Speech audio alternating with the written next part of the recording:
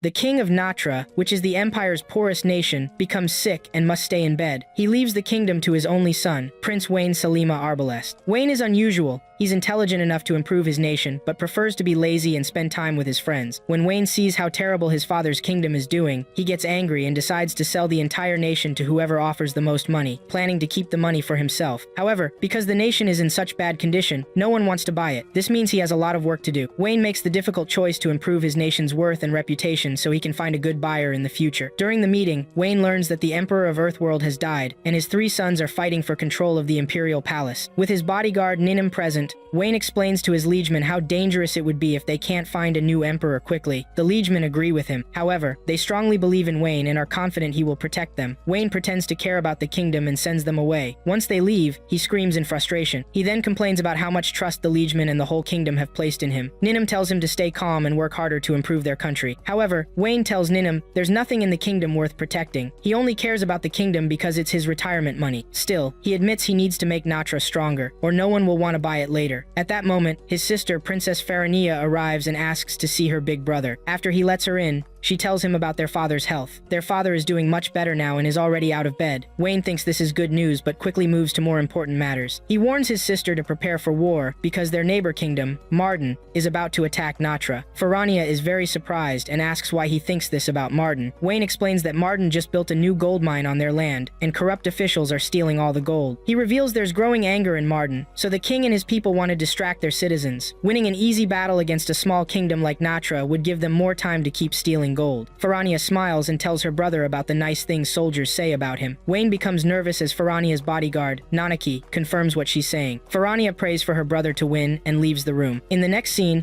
Wayne leads his army of 6,000 men to battle against Marden's 7,000 soldiers. After organizing his soldiers into formation, Wayne waits to hear the battle horn. While waiting, his commander comes to tell him the soldiers' spirits are low. Even though they've trained hard, no one knows what might happen. They're just afraid of real battle. Wayne sighs and decides to fix this problem quickly. He gives them an inspiring speech that renews their courage. After getting his soldiers motivated again, Wayne goes back to his tent. When he arrives, the battle begins. The Marden army's commander prepares his soldiers for battle and signals them to start. Both commanders stay in their tents to watch their battle plans unfold. Surprisingly, Wayne's strategy works very well, and his soldiers manage to push Marden's army far back. Wayne is so surprised that he wonders what Marden has been doing all this time. Just then, his army commander comes in to remind him about his meeting with Ambassador Fish from the Royal Empire. Wayne agrees with his commander and starts discussing how the war might end. They think Marden will probably give up and retreat. However, the Marden commander turns the battle in his favor after finding a weak spot in Natra's defense lines. To prove he's right, the commander rides with his soldiers and breaks through the middle of the defense to reach their leader. Wayne sees the commander and his men coming toward his tent, so he gathers some of his soldiers and leads the commander to a ravine. The Marden general follows Wayne into the route, not realizing it's a trap. When they're deep enough inside, Wayne stops and faces Marden. Suddenly, Ninum and several archers appear at the top of the ravine and shoot many arrows down at the Marden army. After they take down some soldiers, Ninum offers the general a chance to surrender. However, this wasn't possible. So, Ninum kills the general by cutting off his head and displays it for his soldiers to see and run away. The battle ends with Natra winning. By nightfall, Wayne meets with his liegemen for a short meeting. The liegemen tell him about the good things that came from winning the war. They become more ambitious and ask Wayne to let them take more of Marden's land. Wayne thinks of a plan to discourage them. He suggests they attack and take control of the gold mine from Marden. Wayne thinks the liegemen will refuse to attack, but he's shocked when they are actually ambitious enough to want to take the gold mine. Wayne and Ninum are now in a difficult situation because they must go along with this plan. After the meeting, Wayne worries about what will happen and asks Ninum for a solution. Ninum tells him there's no way out, and they have to do what the liegemen say. They hope their soldiers will have trouble taking the gold mine. Surprisingly, Wayne's men succeed in capturing the gold mine, leaving Wayne with more work than he had planned. The next day, Ninum wakes up early to watch the wonderful prince sleeping in his room. She thinks the prince is dreaming about her but gets disappointed when she hears him say someone else's name. Angry, she wakes him up and helps him get ready for his important day. After putting on his work clothes, Wayne sits in his office complaining about his army's success in taking the mine. Soon after, one of his liegemen arrives with Parenth, who leads the mining team. Parenth brings bad news. It seems the mine is almost empty, meaning there's very little gold left to mine. Wayne is devastated. A few thousand miles away, King Fushtar of Marden holds a meeting with his generals to talk about their recent loss. Being hot-tempered, Fushtari refuses to listen to his men's suggestions to solve their problems through diplomacy. Instead, he follows the advice of Holonui, his most trusted liegeman. After the meeting, Fushtari gathers an army of 30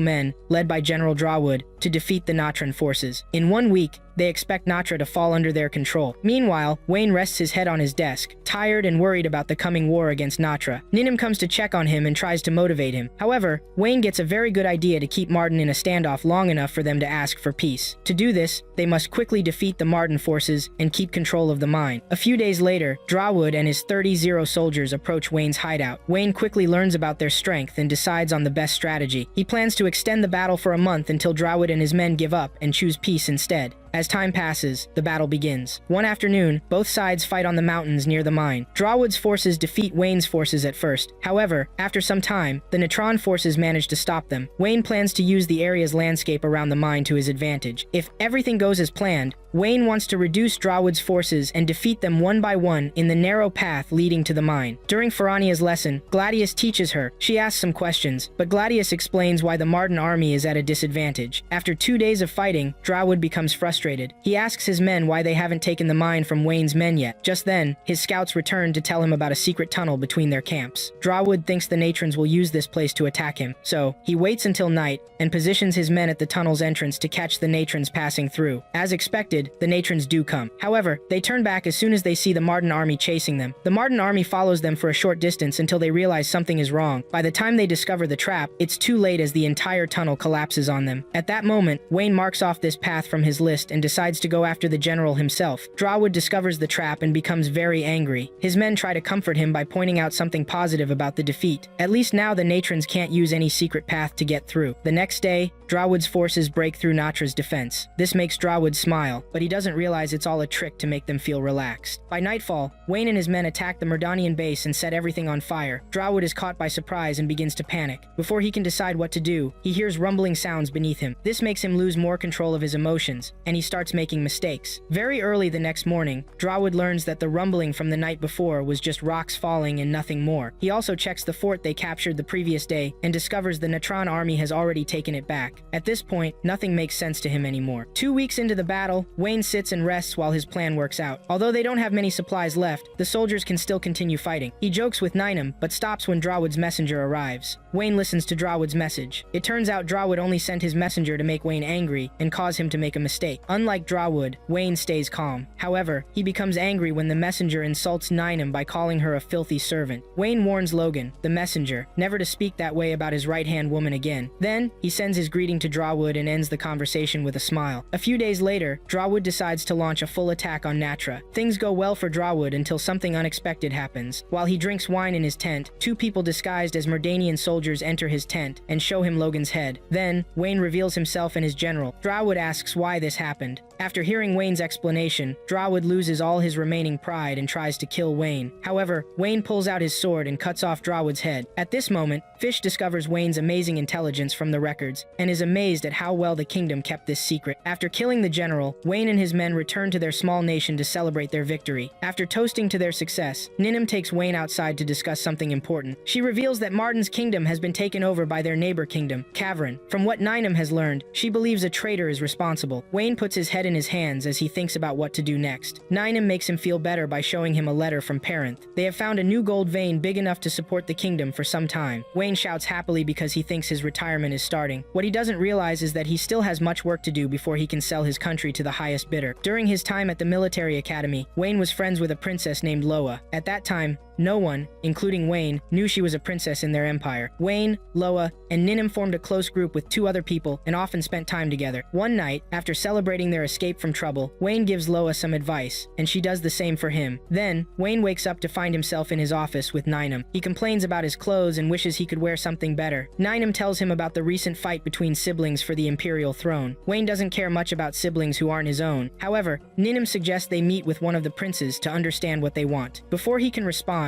Wayne's servants interrupt to tell him about a princess visiting. Wayne goes outside to meet the princess and is shocked to discover it's his old friend, Loalina. Loa has come to ask Wayne to marry her. Wayne returns to his room in distress as more problems appear. Ninum calms him down and tells him to think carefully about the proposal. Knowing Loa, she must have another reason for being there besides marriage. There's something she's not telling Wayne, and he wants to find out what it is. Wayne arranges a feast for Loa and her group to eat and rest after their long day. In front of everyone, Wayne asks her why she chose to marry him. Loa tells a lie, saying she wants a strong man to continue her royal family line. She says she came despite her brothers trying to stop her. Wayne realizes immediately that she's lying, and understands why. Since the liegemen who came with her are loyal to her brothers, she's protecting both herself and Wayne by keeping her real reasons secret from listening ears. Then, Loa complains about the cold and wishes she had comfortable clothes to wear. Wayne offers to find her good clothes for tomorrow if she agrees to his conditions. After dinner, everyone goes to their rooms to sleep. However, late at night, Wayne and Ninim secretly enter Loa's room. Once the doors are closed, they reveal themselves to discuss the real reason for Loa's visit to Natra. After proper greetings, Wayne sits with both women to talk seriously. He first makes jokes about the ladies' figures, but this backfires when they hit him in the face. Just then, Fish comes to check on the princess because she heard voices in the room. She finds Wayne and Ninim with the princess, but Loa orders her to guard the door while they talk. After Fish leaves, the three friends sit down to drink wine and talk. Wayne tells Loa how surprised he was to learn she's a princess. However, Loa avoids this topic and instead confronts Ninim about lying to her at the academy, claiming they were commoners. Ninim stays calm and teases Loa. This leads to the two women arguing briefly while Wayne watches. After they finish joking around, Wayne finally asks Loa about her real reason for being at the palace. Loa asks for his help to take control of the empire for herself. Wayne is surprised to hear such a bold request from Loa. However, Loa explains her reasons. The fight between her three brothers has left the kingdom vulnerable to rebels. She discovered a rebel group's plan to take over the kingdom and tried to warn her brothers, but no one paid attention to her because she was just a little girl. With no one else in the empire to help her, Loa decided to ask her old friends. Wayne thinks about her request and says no. Still, Loa doesn't give up. After their brief meeting ends, Wayne and Ninim return to their room. On the way back, Wayne tells Ninim that Loa isn't telling the truth. Ninim agrees and asks why he thinks so. Wayne tells her about strange weapons being distributed suspiciously around Natra. He thinks this might be connected to Loa and her people's arrival. However, he needs to investigate more before making any decisions. Moments later, Nanaki, Farania's bodyguard, catches up to them and asks for help with Farania. In the next scene, Ninim is with Farania. Farania is worried that her brother will become distant from her and their family after he marries Loa. Ninim smiles and promises Farania that Wayne will never abandon her. These words comfort Farania, and she changes the subject. She asks Ninim what she thinks about Wayne marrying Loa. Farania had always thought Ninim would be the one to marry her brother. Ninim gives a fake smile and tells Farania that she can't marry the prince because of her background, even if she wanted to. She tells Farania that this doesn't bother her because she still loves the prince anyway. Farania tries to ask more questions, but Ninim stops her and continues with her daily tasks. After meeting Farania, Ninim joins Loa and Fish in the women's bathhouse. They talk casually like friends and joke with each other. At one point, Fish asks about Loa's old friend group, and she tells them about the other two members besides her, Ninim, and Wayne. According to Loa, all five of them were troublemakers at school but avoided punishment because of Loa's royal status. While Loa continues talking, she mentions something about their secret admirers. Ninim interrupts her and reminds her about a particular admirer from the academy. Gerard, the son of Aunt Gatal, annoys Loa and she wants nothing to do with him. Unfortunately, the poor man couldn't understand her rejection and wouldn't leave her alone. In another place, Wayne meets with his sister to discuss her lessons with Gladius. After hearing about everything Gladius taught her, they begin talking about Aunt Gatal, the kingdom ruled by Duke Aunt Gatal. Wayne shares some geographic facts about Aunt Gatal and explains its king's history and diplomacy. After finishing that, he talks about Aunt Gatal's rough king and his son, Gerard. One of his liegemen interrupts his time with Farania to update him about the strange weapons being distributed around Natra. Wayne immediately stops his session with Farania and leaves to handle the situation. Meanwhile, Loa daydreams about an important memory with Wayne from the academy. They had just finished class that day and were alone together. Wayne quickly figures out her situation and promises to support her. He tells her that to show her family her strength, she needs to start a war and prove to the empire that women can rule just like men. Hearing this, Loa becomes more motivated to fight for her position. She asks Wayne to help her prove her strength,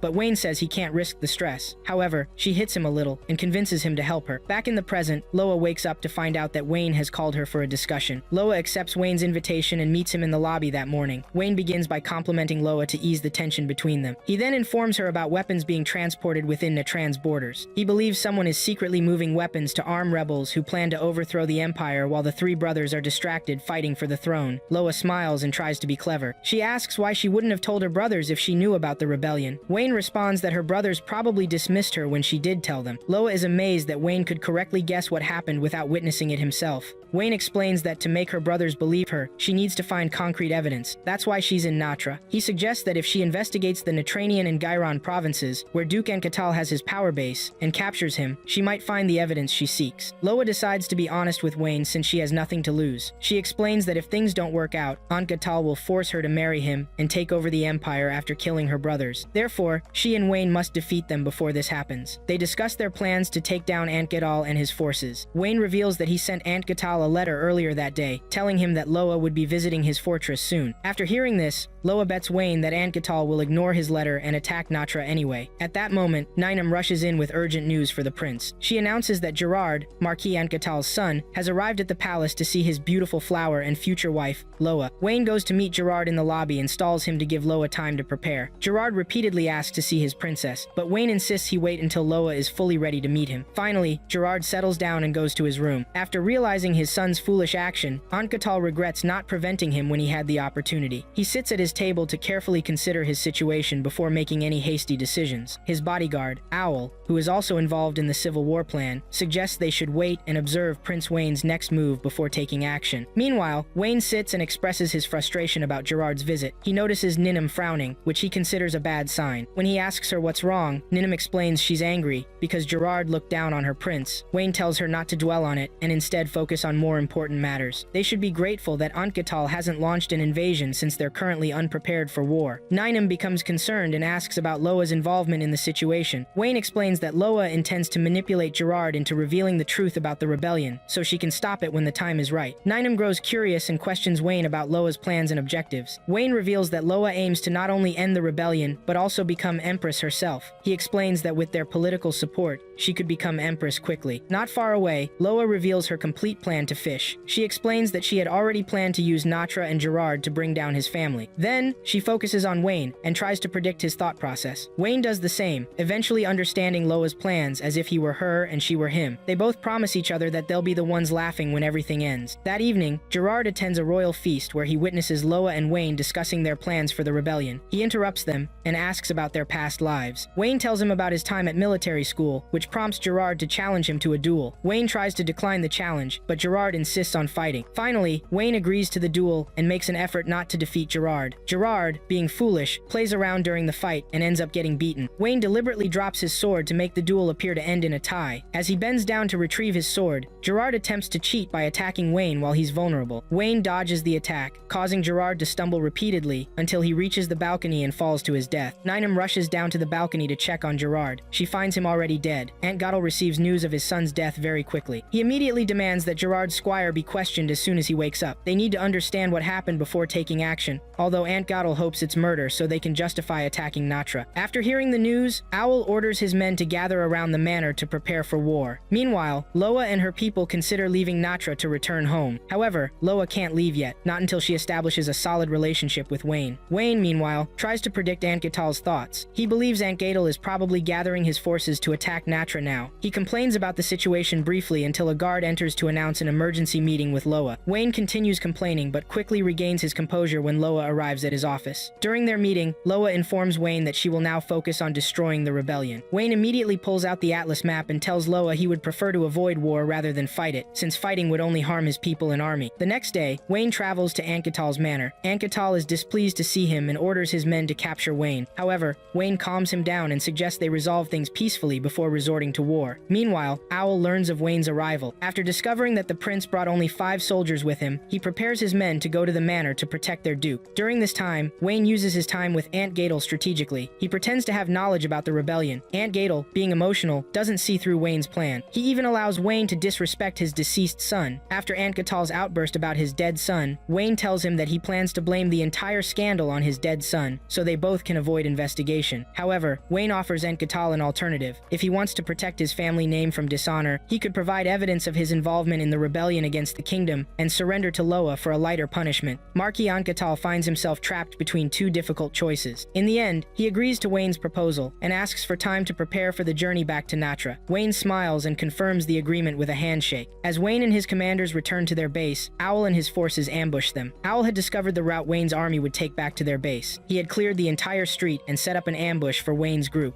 Meanwhile, Marquis Antgatl visits his dead son one final time before breaking his agreement with Wayne. He gathers his men and commands them to find Wayne and his soldiers. At the same time, Wayne and his men fight desperately against Owl's forces, who attack with deadly intent. During the battle, Owl manages to launch a surprise attack on Wayne. Fortunately, Wayne manages to dodge and figure out Owl's plans in time. Owl is surprised by Wayne's quick understanding and decides he must kill the Natran prince. It's revealed that Owl had sent his men to Antgatal's manor to destroy evidence of the rebellion while the Marquis was away. Owl continues attacking Wayne, believing his men are successfully destroying the evidence at the manor. However, he doesn't know that Wayne left Nanaki there to handle any intruders. At that moment, Nanaki catches two of Owl's men trying to break into the Marquis' home. She defeats them easily and leaves them for dead. When Owl realizes his plans have failed, he intensifies his attacks. However, Wayne outsmarts him and manages to cut off his arm before he can strike the prince. Owl and his forces are forced to retreat. After their departure, Wayne and his group realize that Antgatal has broken their agreement. They switch to Plan B, which involves fleeing and leading the Marquis into their own trap. In the following scene, Wayne and his 5 men successfully lure the Marquis into their trap. The Marquis, thinking he was pursuing only 5 men, is shocked to discover that Wayne was actually leading him to his hidden army. This discovery breaks the Marquis' spirit and makes him more willing to surrender. Nevertheless, the Marquis tries to think of a solution. At that moment, Loa's Imperial force approaches from behind and orders him to see Princess Loalina. Marquis Antgatal follows Loa's men to the base camp without resistance. There, he finds Wayne sitting beside the princess. Before speaking to the princess, he demands to know why Wayne is present with her. After listening to his accusations,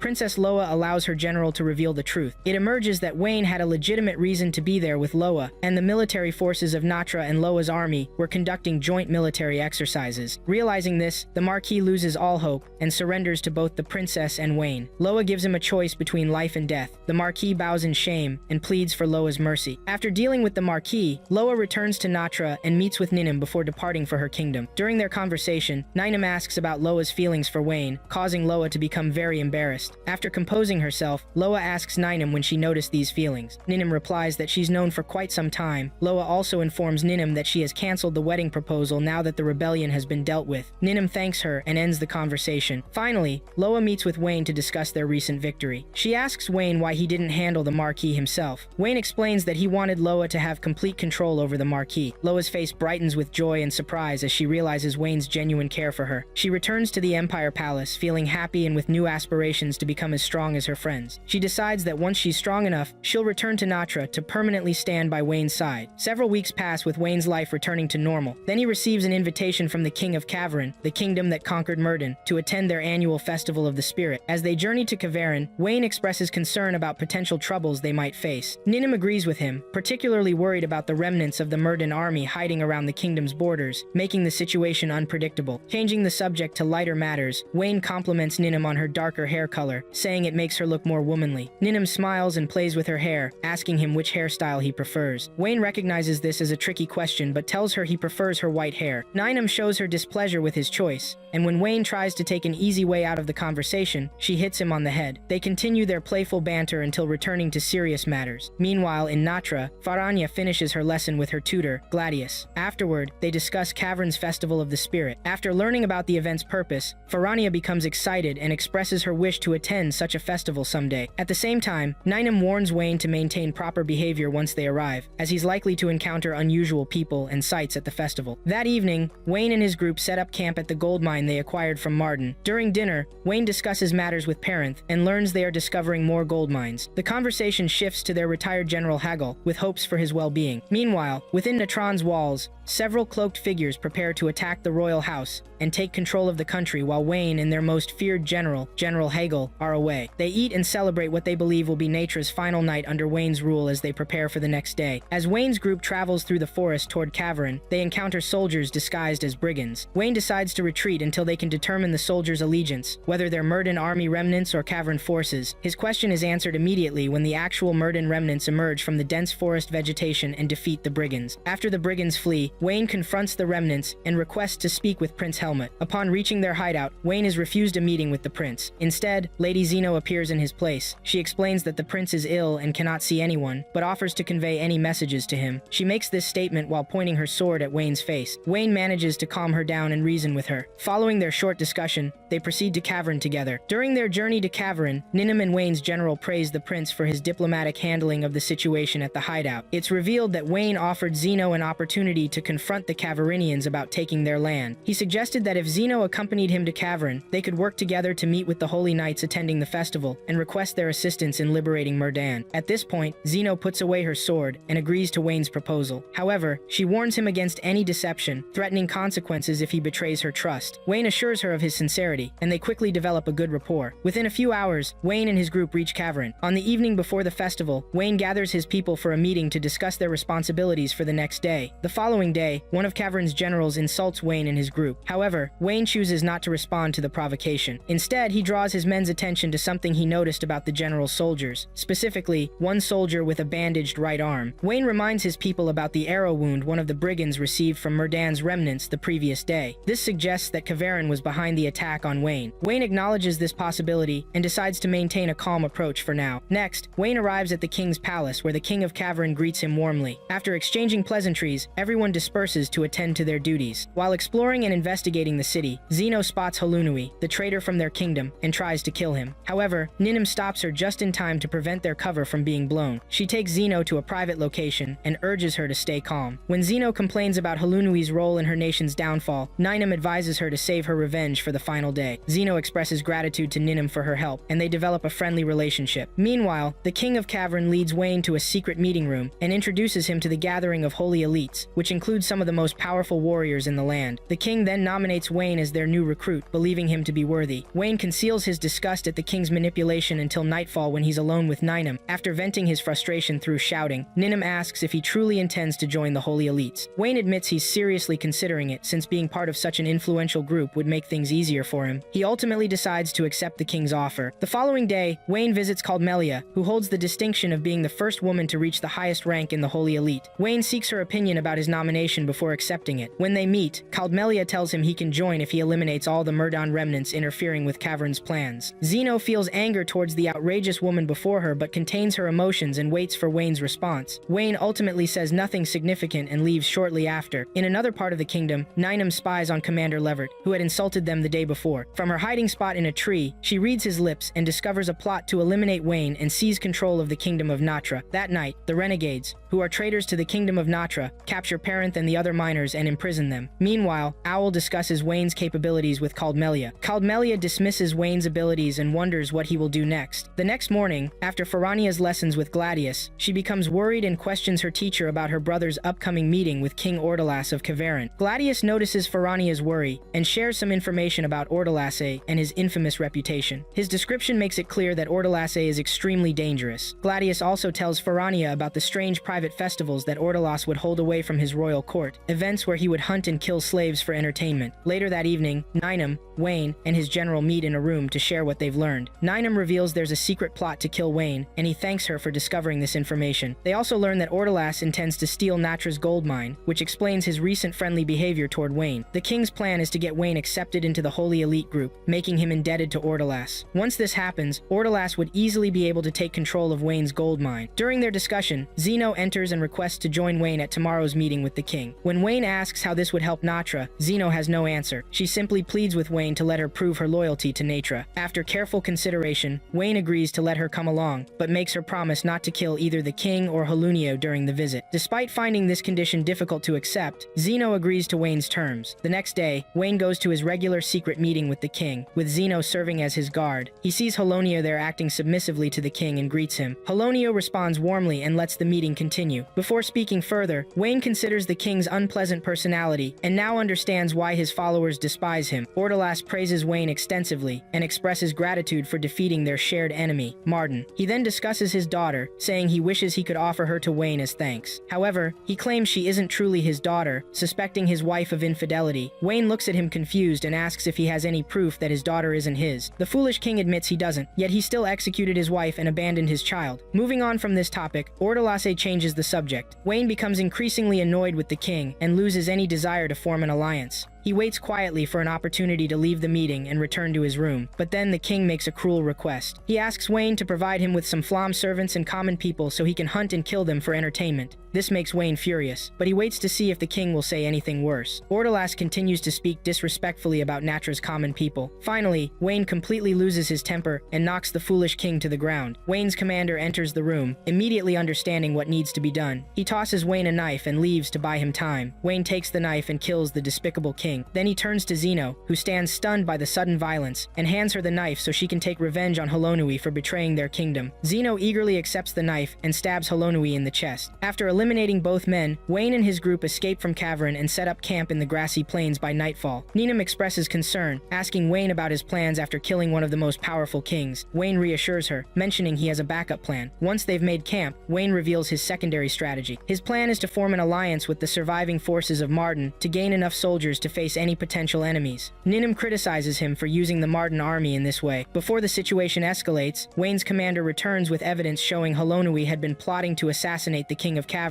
Wayne expresses his gratitude and dismisses him. The kingdom of Cavern falls into disorder after their ruler's death. That very night, angry common people burn down many noble houses and start a riot. The soldiers are too busy dealing with the chaos to pursue Wayne and his group. Levert's treachery is revealed, and the people begin hunting him down. Caldamelia celebrates the chaos and sends Wayne a message about the renegades and Natra's situation. Her letter reveals that renegade brigands are waiting at the border to ambush and kill Wayne and his group. As Wayne considers how to handle this, his commander Raklam arrives with news of an avalanche that has created a blockade several hours ago. Raklam estimates it will take 10 days to clear. Wayne decides to use this situation to his advantage. He instructs Raklam to prepare everyone to leave and plans to implement a classic strategy. Wayne knows two different groups want him dead. Since they're approaching his location, he plans to trick them into fighting each other. Before sunrise, his people abandon their camp and hide in the avalanche area. He knows the hunters following him will see the abandoned clothes and assume they've fled, but if they're clever enough, they'll fall into Wayne's second trap and end up fighting the renegade brigands waiting ahead. The next day, Wayne's plan works perfectly as Levert the hunter and his small force encounter and battle the brigands. One of the renegade brigade leaders becomes frustrated at their failure to capture the clever Prince Wayne of Natra. During their fight, General Hagel arrives with his small garrison and quickly defeats both the renegades and Levert. After the conflict with the Cavarinians, Wayne finally meets the renowned Prince Helmut of Martin, who turns out to be Zeno. Zeno explains to Wayne that a skilled retainer had saved her life. Meanwhile, in another location, Caldamelia laughs at their devastating defeat